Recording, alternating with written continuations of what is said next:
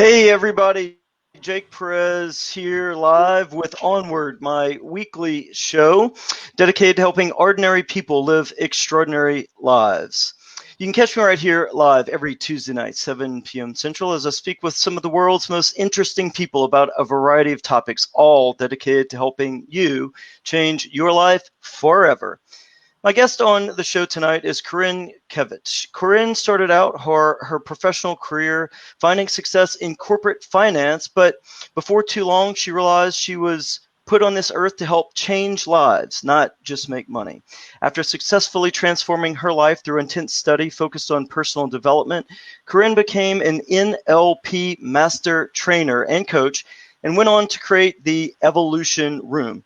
Corryn is here with us tonight to discuss simple yet effective ways you can totally transform your life. Corryn, welcome to the show. Welcome to Onward. Thank you so much for having me, Jake. I love what you're doing with this show. Thank you so much. Much appreciated, and I love what you're doing as well. I've taken a good look at your work and your body of work you're putting out there to the world and Facebook, and kind of checked out what you're doing. And we had a couple conversations and decided you'd be a great fit to come on and kind of talk about what you do. Yeah, we both have a very similar vision on helping others transform their lives, which is powerful. Absolutely. I love it. I love it. So thanks for coming on. And one thing, that you are an expert in is NLP. And this is, anybody who's hung around the personal development world has probably heard that. If you've followed Tony Robbins at all, people have probably heard the term NLP.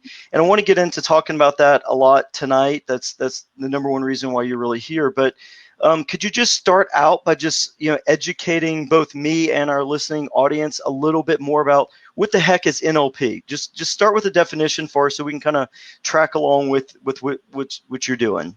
Got it. So first off, NLP stands for Neuro-Linguistics Programming. So if you've never heard of NLP before, it stands for Neuro-Linguistics Programming.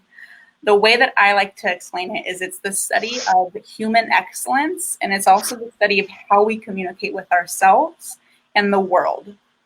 So a neuro meaning neuroscience, so the study of the brain, also the study of how we've been programmed from when we were younger, and then linguistic being language, so our language, and then programming being what is our model of the world, what is our model of reality. Gotcha. So that's a broad definition, but it's a very broad science of the mind and of the body. Yeah. So one thing that I found interesting in that definition is you basically talked about it's could you repeat that about the success? It's about achieving human success or something like that. The science of human excellence. The science of human excellence. Okay. So I love it. That's what this whole show is about, right? It's about taking ordinary people, and helping them live extraordinary lives. And so many people get stuck, whether it's health or money or relationships or just in a job that they don't really love. And a lot of people get stuck. And so if we're talking about the science of human excellence, that's what this show is all about. And I know you've dedicated your career at this point to helping people do exactly that. Is that right? Yep, we all have excellence within us. We all have greatness within us, and it's about extracting that and implementing it in our lives, so that way we can live the life that we want, the life that we dream of, the life that we ultimately desire. I love it. So one thing that comes to mind to me is a lot of people get stuck in responding to life and letting life happen to them instead of creating a life by design and creating the life that they really want to live. Is that right? Yeah, I would say that's a little bit more of reacting to life, right? Reacting to our external environment, or reacting to things that we necessarily can't control. What we're in charge of is how we respond, how the actions that we're taking, the thoughts that we're making, the words that we're saying. So when we get out of the reactionary phase of being in survival mode, we can respond and we can adapt, we can adjust to our environment and create the life that we want. But it comes down to understanding the programming or the limiting beliefs or the blocks that are keeping you from making that forward motion.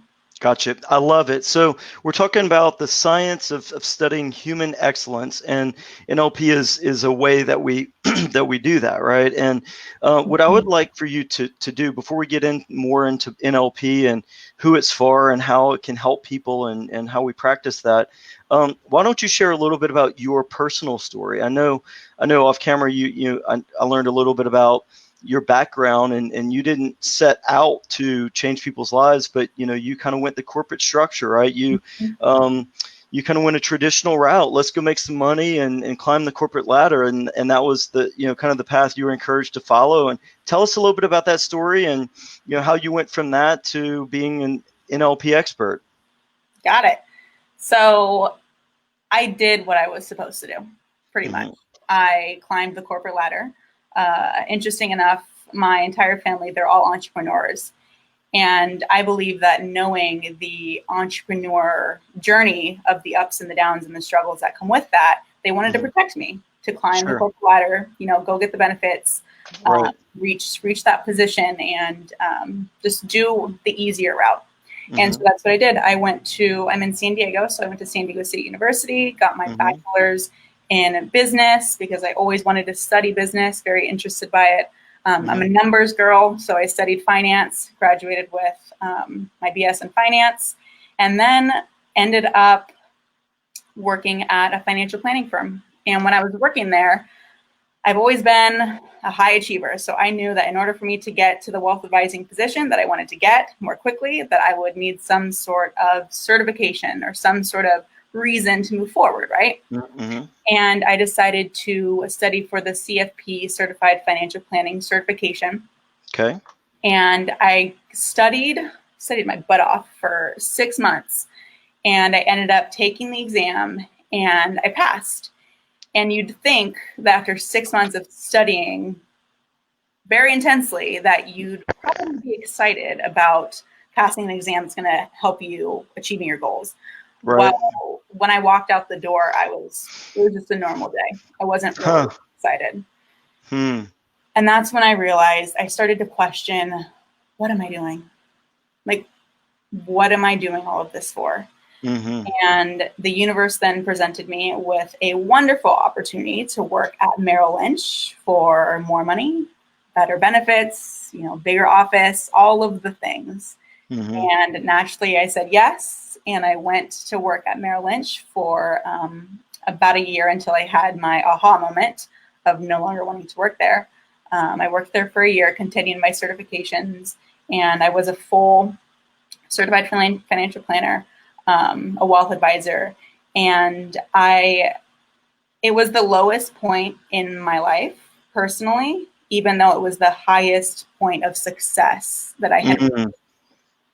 And I was looking around at my life like, this isn't what I've dreamt of. Why is it not what I've dreamt of? Why is my reality not the same as my dreams? And I ended up going to a personal development weekend, and I got really clear that I'm responsible for my life ultimately. And interesting enough, even to this, just the other day, I had this big aha of there was a point in my life when I was younger that I realized that I stopped dreaming.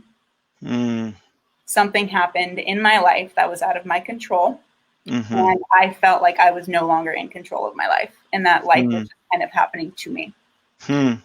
When I realized that I am choosing, that I am in charge of my life, that I am in charge of what I do and the results that I want in my life, I say that I did the first wrong thing that I'd ever done before. I went in on a Monday morning and I actually called my boss and told him that I quit, and I quit my career without having any plan. My mom always said, never leave a job without having a job. And I did. And I had no idea what I was going to do after a long journey of kind of self-discovery, right? Yeah, sure. And a strong desire to invest in personal development. I've been listening to Earl Nightingale since I was 12 years old. So I love it. I wanted to continue that journey. The universe presented me with another opportunity, and this time it was for a success boot camp that I ended up working at. And the woman that was speaking the same language as Earl Nightingale Jim Rohn, Les Brown, all of the guys that I put up on this pedestal. Bob Proctor guys, right? All of them. Yeah. And he was speaking the same language. And I said to myself, you know, there's a reason why I'm here, and I need to learn what she has, because she has the life and business that she's always dreamt of, and I don't. So I need to learn from her. And that's when I ended up getting trained in NLP. I did not go in.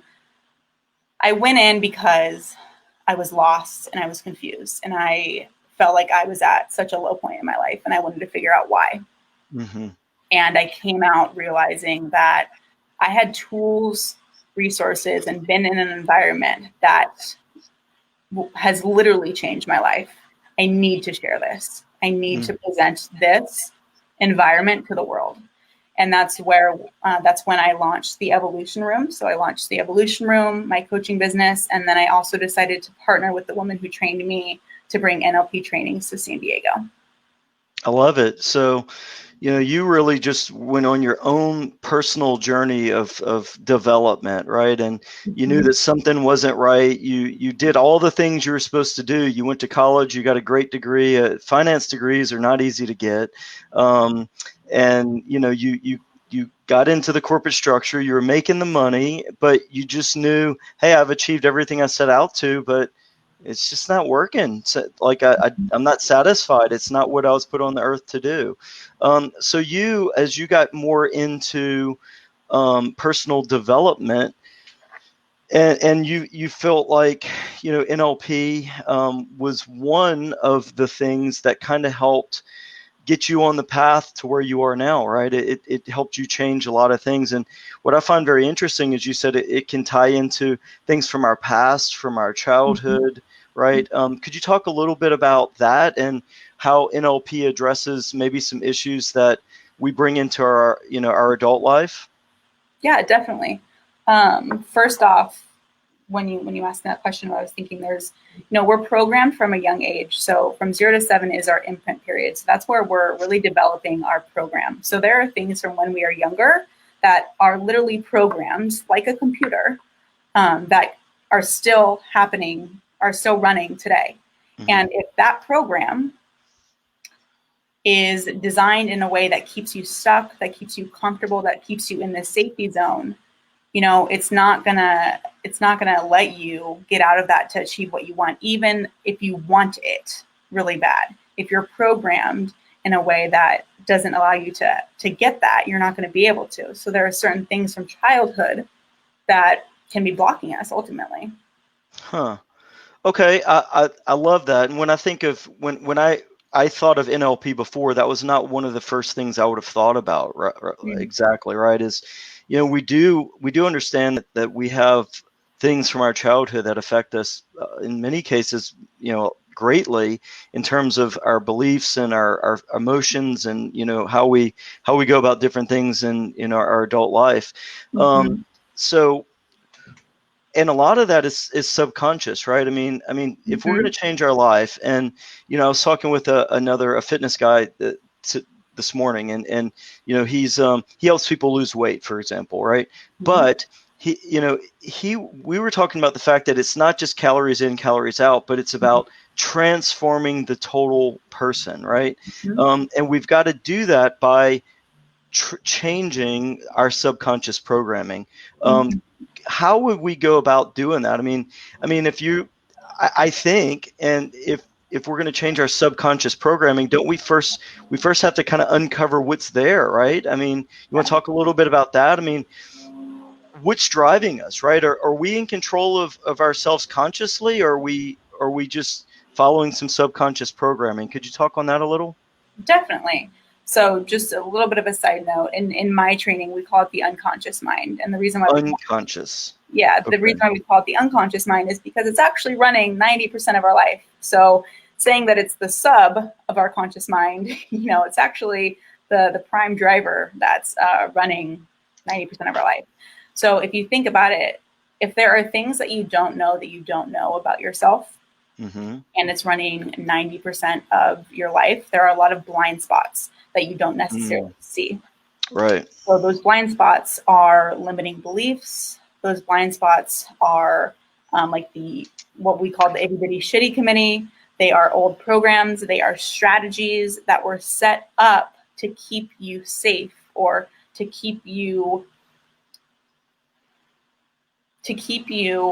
ultimately safe. Your body doesn't want to be uncomfortable, right? So there are certain beliefs from childhood that you can carry forward that are inadvertently keeping you from where you want to go, because they're designed to keep you safe.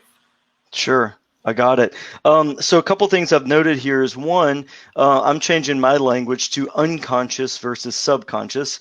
You're the second person I've heard, authority I've heard talk about unconscious. So now I understand the difference. Okay. Mm-hmm. And so you're saying that our unconscious mind is running 90% of the programs in our life every day, right? So, you know, what time we wake up and what we do and how we think about money and how we think about weight and how we think about our diet and our relationships. What would someone do if they go, oh my goodness, man, my life's maybe not where I want it to be, and I think these unconscious programs have a whole lot to do with it. I hadn't thought about it. What do we do? What's step one? How do we figure out what's running in the background and how do we change it? That's a really good question. The first step is getting conscious of the unconscious habits, patterns, beliefs, words that you're saying, all of that. And in order for that to happen, you need someone to mirror back to you what's going on. Because the thing is, we are the number one person that we lie to the most. So we believe the own lies that we tell ourselves. So my mentor says, you can't be part of the solution if you are part of the problem. So if we're BSing ourselves, we need someone to reflect to us our own blind spots, right? Because that will see the blind spot. You can learn from it, work with it, shift it, reprogram it, and have a completely different reprogramming. That's ultimately reprogramming, right? Doing it on your own is extremely difficult. And that's where I would suggest getting in environments like hiring a coach, joining a mastermind, getting in group coaching, just personal and professional development. I love reading books. You know, books are they're a great aha for you to start to learn what you don't know about the unconscious mind or about your thoughts, or how do I even behave? Like, where does that even come from? The study of the mind. Those are books are phenomenal resources. And I also know human behavior. So if you're in a comfortable zone, your body doesn't want you to change. So having someone help you get out of your your comfort zone, so you can get comfortable getting uncomfortable. Because that's where the real change lies. That's the unconscious work. You've been doing for so long, even if it's not serving you, it's comfortable, and you stay there.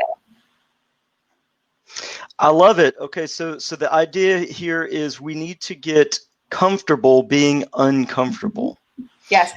And so, you know, I mean, I'm a history guy. In my other life, I've taught history for years, but I did take some science in college, right? And I know we're always trying to maintain homeostasis, right? Our body and our mind, we're always trying to stay the same.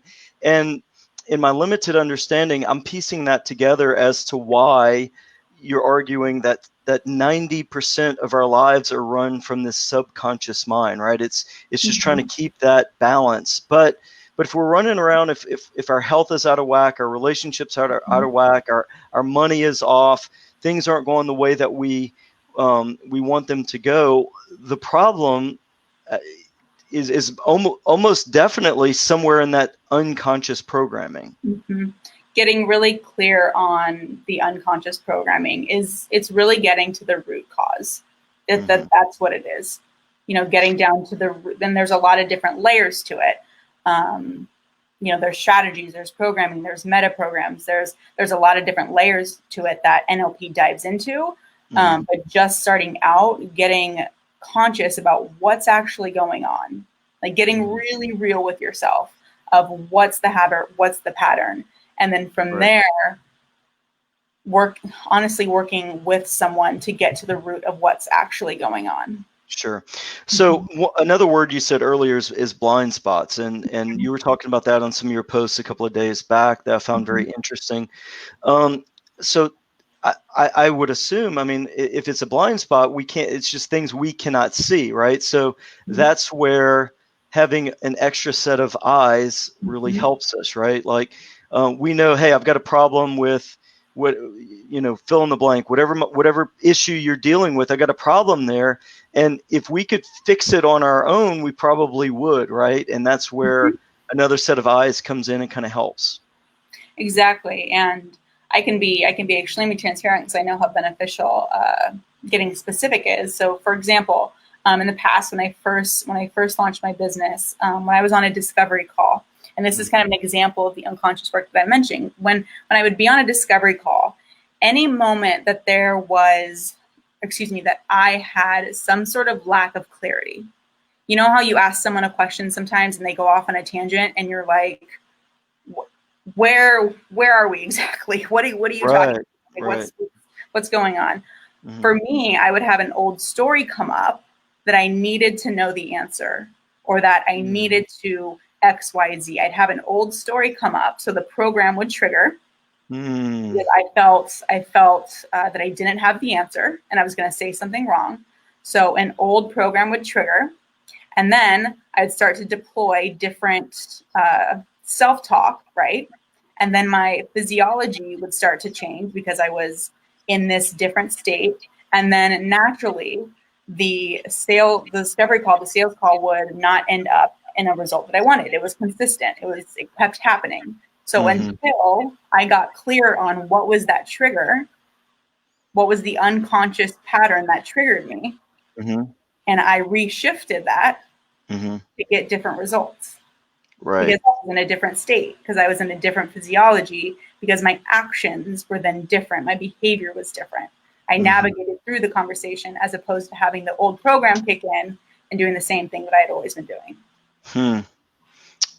Very interesting. So just to reiterate what you've already said, and we're talking about NLP and how NLP, Neuro-Linguistic Programming, if you're looking to change your life, I mean, this is a great way to do it, right? It's a great way that you can kind of identify. And you said step one, basically, if we're working with NLP to change our lives, step one is becoming conscious of the unconscious. Is that correct? Okay. Yeah, I'd say step one is definitely becoming aware that we even have an unconscious mind, like what that is. If you're not even aware of that, and you've been ignoring your unconscious mind for 20, 30, 40 years, that's kind of the first step in acknowledging that. Right. So, we've read a lot of the same books, and we kind of talked about this, and I've read a lot of Dr. Joe Dispenza's work, and he talks a lot about reprogramming the unconscious mind and whatnot. So, but in your opinion, what would be, I mean, your practice, if someone came to you and they wanted to change something about themselves, first thing, you're helping them understand that we've got to be conscious of the unconscious mind. What is step two? What do we do from there? How do if someone has a problem with, I don't know, money or relationships, I mean, what's the next step? Where do we go from there in changing what we're doing? So let's just talk about in the context of money. So in the context of money, I mean, depending on the situation and the different modalities that you're using, if you're doing this breakthrough work, if you're doing coaching, depending on that, first you'd want to get to the root of the problem. Like, where does either a limiting belief come from? What is the strategy around money? What's the pattern around money? What's the language around money? Where are they at cause? Where are they at effect? So it's really extracting maybe any emotions that are associated with money. My training in timeline therapy, we also discuss emotions that are stored in the body. So cleaning up any emotions that are tied from the past. So anytime money comes up, if they have a certain trigger about it, getting those emotions cleaned up so that way there's no longer a trigger. So ultimately, step two is getting to the root of what is really going on around the context of money, and discovering and becoming conscious of what that story is, what that pattern is. And then at that point, once you see it, once you have, it's almost like having it written out, right? That's when you have a choice. You see it, you can learn from it, you can learn the lessons, You can shift it, and then you can implement a new way of behaving, a new way of acting around money or in the context of money. Got it. Okay, so one thing that kind of stood out to me in what you're saying there in terms of what step 2 is in changing our lives with NLP is identifying some emotions, right? So if there's something that's going wrong, you know, and in this case we're talking about finances, you know, there's probably some emotion, right, that's involved that maybe when we're kids or at some point in our life.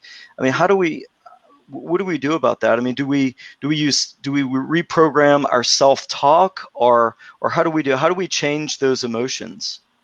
So it really comes down to doing the unconscious work. Okay. And that's really doing that, you know, with someone, reprogramming those emotions and learning whatever lessons need to be learned from the past. That way those emotions are processed. So they're no longer there. And that way, the next time a situation comes up around the context of money, going back to what we talked about earlier, you're no longer reacting, you're responding, because the negative emotions that were once associated with money, you were reacting and you were getting the same results that you'd always gotten. So now you can respond so you can get different results in the context of money. Gotcha. So before we jumped on the phone for the first time to talk, it's kind of ironic. I asked how your day was going, and we both said everything was good. And what'd you do today? And we were like, oh, we both just did a Dr. Joe Dispenza meditation, right? So we're both kind of into that and whatnot. And so I found that very interesting. And he talks a lot about using meditation, right? And kind of getting into meditation to forget about our past and our future, and to what he calls find the sweet spot of the present moment, right?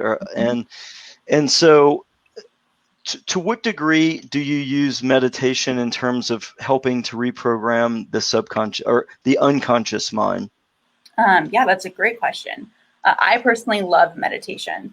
And it's interesting. I don't know if I shared this with you when we had our conversation, but his book, Breaking the Habit of Being Yourself, that was a huge catalyst for me when I quit my career. I read You Are the Placebo first, and then I read Breaking the Habit of Being Yourself. And it's interesting because before learning NLP, when I was doing his meditations,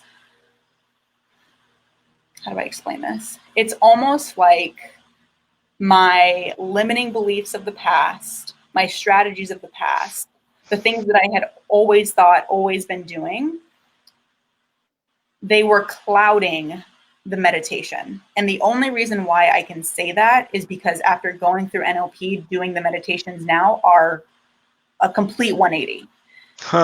Because I still had limiting beliefs that were overcoming me, that I hadn't worked through, like through going NLP. I still had old stories. I still had old programming. I still had the old stuff kind of lingering that I was unable to really tap into my emotions. I still had emotions that were so powerful that when he mentioned like shifting and changing your emotions and changing your thoughts, it's almost like I couldn't, because they were a part of me still.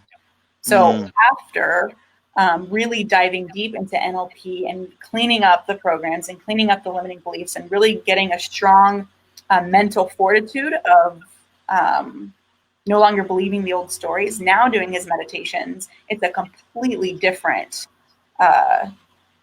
experience. It almost like unlocks the ability to tap into the unconscious mind and work with it and become conscious of it. So very interesting. So would you tell me a little bit more about, what are you trying to do? And this is a lot of the theory that Dispenza talks about, but you found NLP to be very useful in conjunction with some of Dispenza's theories.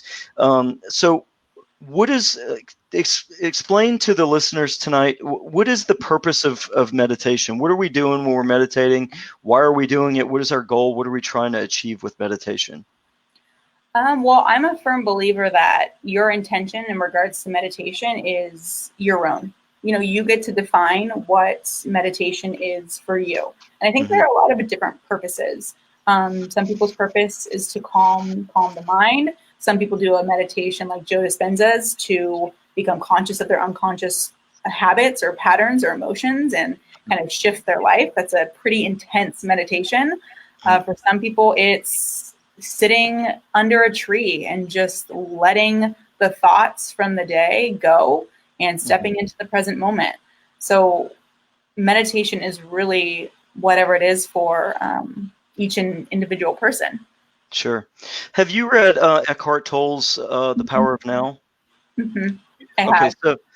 So whether I mean, here he's just talking about, and so I've done a lot in terms of comparing Dispenza's work and meditation with, it really compares very well to a lot of things that's in the Bible, actually, right? I mean, Jesus actually talks about give no care for tomorrow. Tomorrow has enough cares for itself, or enough worries for itself. Basically, it's a biblical idea to focus on the present, on the now. Talk a little bit about how important it is, and why should we focus on the now and leave the past and leave the future? Could you talk a little about that? Well, ultimately, I mean, I was going to say there ultimately is no past and there is no future, right? Like we really only have the now. So utilizing the past or utilizing what we've gone through to empower us to move forward. What have we learned from our past that we can carry with us into our future to create the future that we want, to create our destiny, to create our legacy, to create whatever it is for you?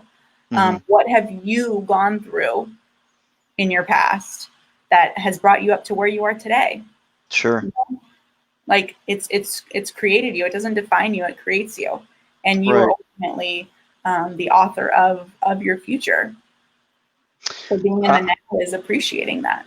Right. I totally agree with that. That we, earlier in the show, you mentioned the idea that you had kind of an epiphany moment when you realized that you were in control of your life, really, right? And I've had conversations with people where I've actually had people get mad at me, and when I said, look, whatever your reality you're going through right now, it's your fault, good or bad, right? Essentially. And I understand that things happen to us. I get it. And things happen, and there are things that we cannot control. But ultimately, at the end of the day, there's power in learning that we're in control of our own destinies, right? I mean, no matter what happens to us, we can create our own reality and our own destiny. Are you in agreement with that? Are you a believer that we can create our own destiny and create our own outcomes? I am, very much so. And, there will be things that are out of our control just naturally. And what we are in charge of, like I mentioned before, is how we respond, how we act, what we choose to think, what we choose to believe, how we choose to move forward. It's really up to us, right? We're in charge of our life. Even when, let's say, something negative happens, like how are you responding to that? How are you acting towards that? And we ultimately shape our reality, right? So what you focus on grows. So right. So where our energy goes, our attention flows. I don't know. Maybe I'm messing that quote up, right? But where energy goes, our focus. Where our focus goes, our energy goes, right? There we go. Okay. Between the two of us, we got it. We nailed it down. Stick with us, people. We'll get these quotes right. So Dispenza actually talks a lot about mental images, and he even talks about creating mental movies in his latest book, Becoming Supernatural, about creating movies of what you want. I first stumbled on in this world a couple of years ago, and kind of got into like visualization, right? And I began to understand more and more the importance of whatever it is that you want, right? If you want to lose weight, or you want a certain house or a car or a certain lifestyle, it becomes very important to define that thing that you want, and to get a clear image, a clear picture in your mind of exactly what you want. Is that something that you have done, or something that you teach in your practice? Yes. So the unconscious mind is symbolic. It sees in symbols, and your mind sees in symbols. So if I were to say, don't think of a blue feather, you'd naturally think of blue feather.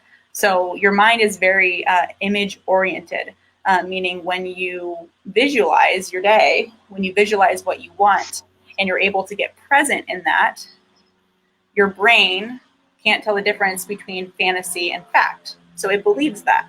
It believes that image. So when you're visualizing, it's extremely powerful.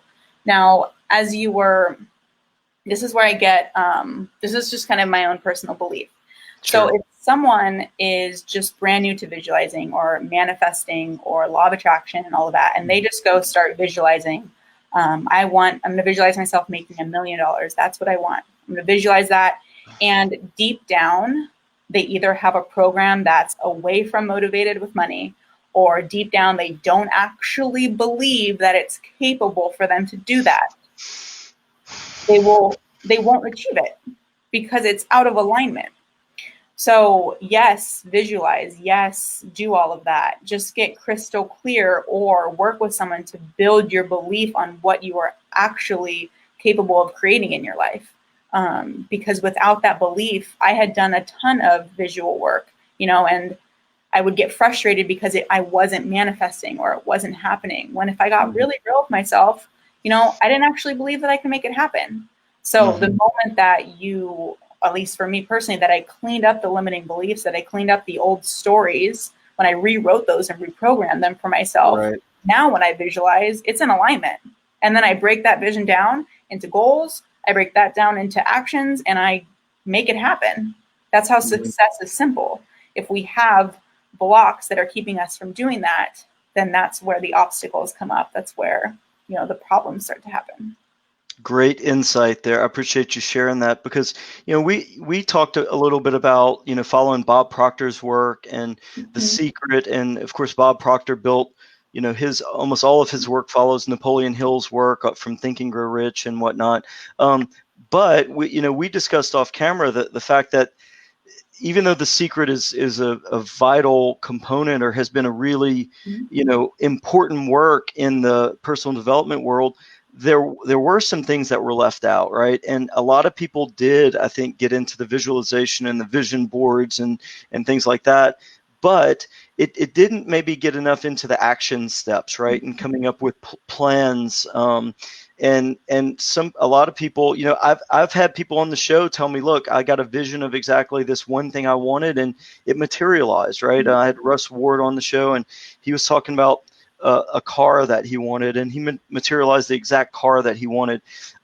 But visualization we can have some problems with that, right? If we don't break down those limiting beliefs. Is that right? Yeah, ultimately, I'm a big believer that it needs to be 100% congruent and authentic with you, and that comes down to you really believing that you can have it, that you can manifest it, that you can bring it into your reality, and that you're worth having it. Also, that's also a thing for people. Everyone is different. That's ultimately why I loved learning NLP, is learning the side of it. You get the tools and resources that you learn more about yourself. And everybody is very different. Everybody's very specific in the way that they're programmed, the experiences that they've gone through, the beliefs that they've created. There's no one size fits all. But learning more about what your programming is, what those limiting beliefs are, what your patterns are, so that you can learn from them, shift them, and reprogram. Got it.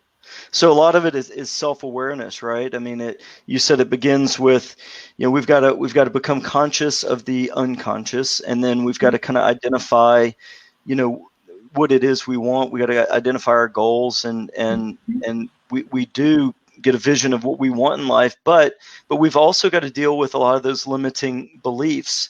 How would you recommend to someone? I mean, I know we talked about coaching and having someone mirror and help you with blind spots and things like that. But what is a technique that if I came to you and said, hey, look, I've got these limiting beliefs, like I don't know how to manifest, the money that I want in my life or something like that.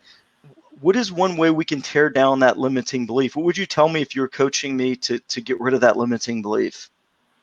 So if I were coaching you, I'd want you to get the lessons that are positive in nature in regards to whatever event that you decided that you formulated that belief. So what happens is we have an event, we decide something, and we form a belief around it. And then we will operate to confirm that belief, because your brain wants to confirm that belief because that's what it believes is true. So it's getting down to the root cause of when you decided that belief was truth. And then discovering, the lessons from that event that you can actually take away and carry forward, as opposed to a belief that no longer serves you. Huh. Okay. So is it true, and this is the way I understand it, that in terms of the law of attraction, I'm kind of shifting to that just a little, but it's all very related. The things that we believe, we're actually going to kind of attract them to ourselves, right? So what we believe and see as truth, we're going to look for things that reinforce those truths that we believe. Is that right? So that's how I believe it. I don't study the law of attraction. I haven't dived into studying that, but what you focus on grows, so that's what you're going to be confirming in your reality. Got it. So if someone's kind of down, they're frustrated, they don't know how to change their life and that kind of thing. I mean, what advice would you give them to get started, changing, shifting, moving into more a life of abundance, a life of happiness and peace and joy and fulfillment? First, I would say meet yourself where you're at. Like, really just meet yourself where you're at and release the criticism, if you will. Get really real with like what's going on and what you want to shift. What do you want? And then from there, really surround yourself with people who maybe have what you want. Surround yourself with people who are constantly investing into personal and professional development. Start listening to podcasts, listening to audiobooks. If you can afford to be in masterminds, if you can afford to be in personal and professional development trainings, a coach, that's what I would suggest. Okay, perfect. Start reading, start meditating if you're interested in meditating. That would be the first. What is your personal meditation practice? What does that look like? How often do you meditate? What does that look like? So I meditate every day. Okay. My goal is to do it first thing in the morning. I've been switching a little bit where I work out first thing and then I'll meditate afterwards. But I'll just do a simple meditation, usually 20 to 30 minutes, or I'll do pranayama, so breath work. And then I also frequently do Joe Dispenza's meditation as well. Got it. So that's something, I've been working, especially since I've started this show and I've talked to all kind of interesting people and I've been reading Dispenza stuff. I'm trying to become a meditator, right? It's a work in progress, for sure. I've had some really good meditations and some that just, sometimes you fall asleep or whatever, right? Sometimes it's difficult, but one of the things for me, is that was a question for me, is like, do I do it before I exercise? Should I run first, or should I exercise first, or meditate first? Have you found one or the other works better for you? I know we're all different, but just speaking personally, which one works better for you? I mean, personally, I would love to 4 a.m. every day and meditate. That's like the perfect, for me, the perfect first thing in the morning. I love it. I don't always feel like waking up at 4 a.m. though to do it. I know that I think Joe Dispenza does it every morning at 3 a.m. because, there's a specific time that he says is the optimal time to do it. But I find it depends on my day. Yeah, it depends. Got it. Yeah, we kicked that idea around, or you had a post the other day about being a night owl. Are you a night owl, or are you a morning person? And I'm overwhelmingly a night owl, and I know that you're on the opposite end of that spectrum. Dispenza maybe is a morning person, I don't know, but I do know I guess he gives himself, he wants to meditate for an hour, but he gives himself 2 hours to meditate, and I think he does start at 3 a.m. In his opinion, that's the optimal hour to meditate, right? Is like 3 to 4 a.m. or something like that. That's dedication. I have to admit, I'm more likely to go to bed at 3 a.m. than I am to get up at 3 a.m. That's just the way I've always been. I've tried to change it a few times, but I don't know. Okay, so you meditate every day, and what is what types of meditation are you doing? You said you're doing sometimes Dispenza stuff. I mean, tell me a little bit more about what that looks like. What are you trying to do in your personal meditation? It changes. Sometimes I'll do visualization work. Other times I will literally just sit there and listen to my thoughts. Like just sit there and listen to my thoughts. And because the thing is we don't necessarily need to believe our thoughts. Our thoughts are not facts. And I think that they say that it's 90% of the thoughts that we carry 90% of the thoughts from yesterday into today. So in order for you to have a different future, you ultimately need to be thinking different thoughts, right? So the more that you can get aware of the thoughts that you're thinking, become conscious of them, and just see them playing out as they always do, the more that you can shift them and it's the awareness that's the first step. And so the more that I can just get present with what am I thinking about, and then sometimes, I'll notice the same story coming up and it's like, oh, interesting. Okay, that's back. But then it isn't necessarily a part of me. Like I don't feel like I don't identify with it. I just let it go. I'm in charge. I love it. So you're describing something. I had another guy on the show named Talmadge Spicer a few weeks back, and he had this idea of he called them trains of thought. And so he said it was like sitting in a train station, and he would watch the thoughts come in, and he would look at the thought and say, huh, that's interesting. And that reminded me of what you were saying, like, that's interesting. Like, I don't have to believe them just because it comes in my mind. I don't have to act on it, and I don't have to believe it. And so what he's learned to do and what he's trained himself to do through meditation is to look at those thoughts, identify them. Does this serve me? Does it not? Is this good? Is it bad? Do I need to get rid of it? And if it's something that doesn't identify with his core belief or with his goals or where he's going in life, he says he just watches. The train comes in and the train goes out, and he just lets it go, right, and moves on. That kind of reminded me of what you were talking about right there. I like that. I like that a lot. When you were mentioning that, sometimes I'll have the same thought come up, like I just said, like it'll be the same kind of story, if you will, and I imagine it's like a record player, like it's just playing again, like it's the same story. And I was talking to a friend of mine the other day, and I said, when you start to get conscious of those thoughts, at first it sounds like the volume's all the way up. It's like you can't hear anything else other than that thought. And then the more you start to become aware of it and the pattern of it, you slowly start to turn the dial down, and it doesn't have as much control over you. And that's when you can look at the thought and say, that doesn't serve me. I'm just going to let that go, because it's no longer so loud. You're in charge of it. I love it. And it does come back to, starting to understand, to become conscious of the fact that, we have this 90% of what we do is just run by these unconscious beliefs. And, we do have these blind spots in our lives that we can't see. We do have these limiting beliefs that we need to, reprogram our unconscious mind about. And if someone wanted to, if they're really interested in reprogramming what's going on, I know you have a couple things going on that you can help people with. One of them is the Evolution Room. You want to tell us a little bit more about that, and then we'll get into, you've got a seminar this week coming up that I'd like to talk about, but tell me a little bit more about the Evolution Room and, how people can find that if they want to go there and dig into this a little bit more. Yeah, definitely. So the Evolution Room is my business. So my whole mission is to impact, empower, and evolve. I think that we're all in this constant journey of, evolution, and the whole concept behind the Evolution Room is giving people the tools, resources, and environment to do that evolution, to evolve, and to step into their own greatness and create the life and business that they dream of, really. So the Evolution Room is my business. I do have a free Facebook community, so I have the Evolution Room community. Other than that, it's so the business that I'm in is coaching and NLP training. Got it. Okay, so you have a free Facebook group called the Evolution Room. Is that correct? The Evolution Room community. The Evolution Room community.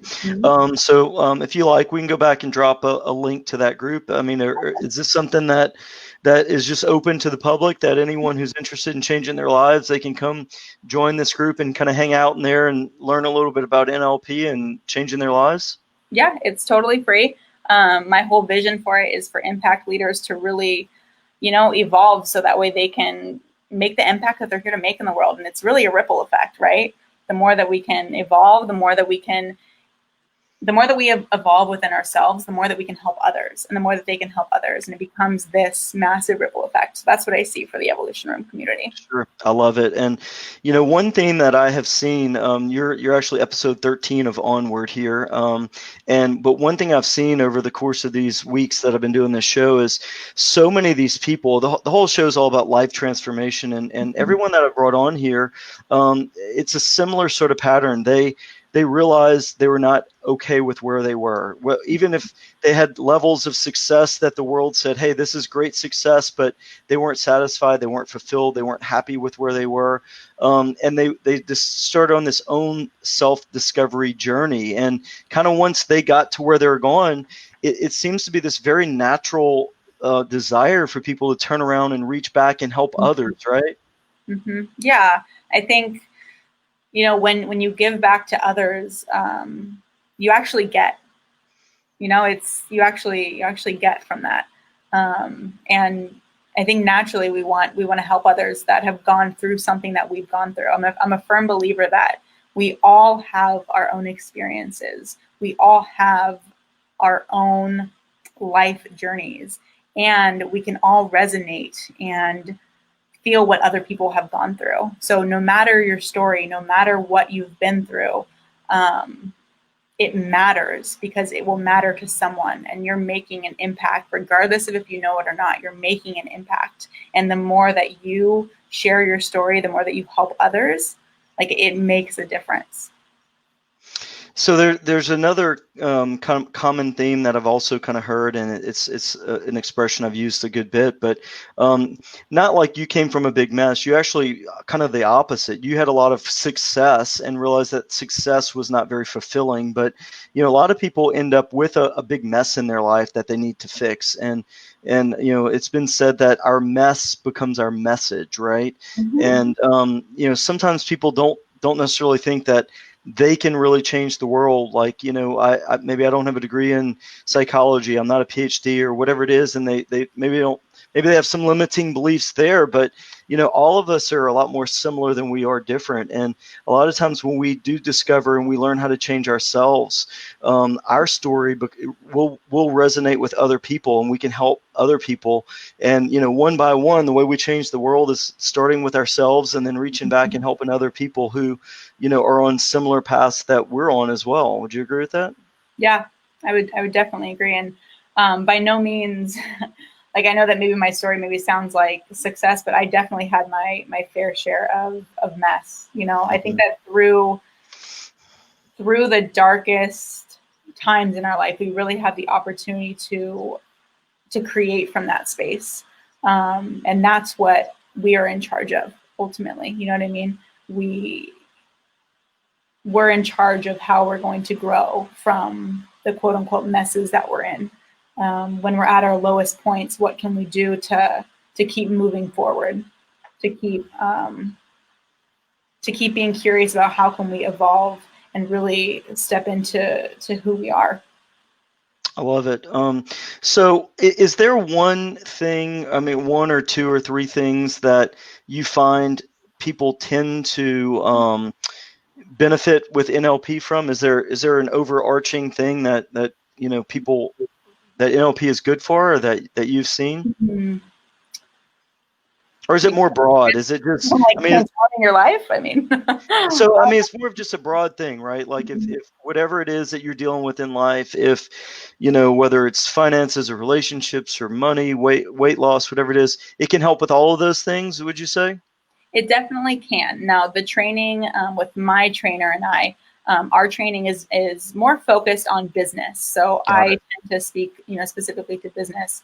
And at the same time, I myself and have witnessed, breakthroughs in money, in relationships, in health, and we look at all areas of life. So Got it. Can be really beneficial in all areas. Perfect. Okay, so we've got the Evolution Room community, which is your free Facebook group that if people want to learn more about NLP and how NLP can help them in a variety of ways in their life, we'll drop the link in the comments here. So if you're interested in joining that group, the link will be in the comments. Go ahead, join that free group. But more specifically this week, you have a workshop about NLP, which is kind of geared towards entrepreneurship, towards business. Is that correct? Is that, I think that's this Friday. Is it like August 17th? Is that correct? Or August 14th? Yes, August 14th. At Pacific Standard Time, so it's 10 to 1 Pacific Standard Time. And a lot of what I just mentioned we'll be diving into specifically. And then it's a very high-level training on NLP. Got it. Okay, and so is that something, if someone wanted to sign up and they wanted to, do a deep dive into NLP and see how that could help their business? So I'm another thing I do. I'm also a realtor, so I know a lot of realtors, and I would only assume someone who's in that type of business where you're hustling and working with clients, and I would only assume that NLP, from what you've told me, could be very useful in helping someone in that type of business. Would you agree with that?